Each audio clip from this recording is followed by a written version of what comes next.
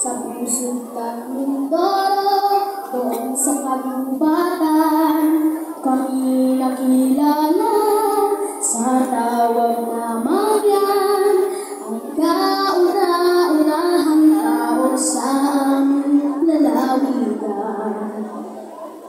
Kaming mga Marian, lumaki sa kabundukan, kami hinahabag, ginagawang katuwaan, sa halip tayo ay niloloko lamang.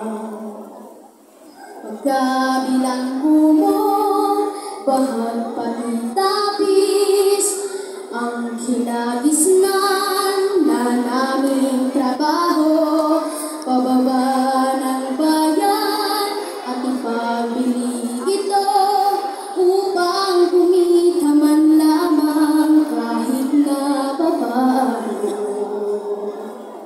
Kaming mga Marian, lumaki sa kabubatan, kami hinahabak, nagawang katuwaan, sa halita ko ay niloloko lamang. Sa ating sa katawan ay isang bahag lamang, paay walang-wala, kahit tsinelas lang. Sunog pa sa araw ang balat naming magaspang, wala man lang gamot panlunas sa aming karamdaman.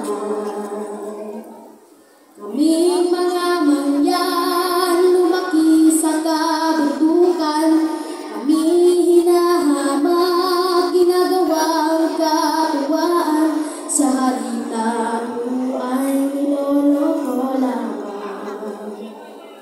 Sa tulong ng misyon, laiko Madre Pari, kaming mga Marian ay kanilang pinagbuti, kami pinag-aral, kultura.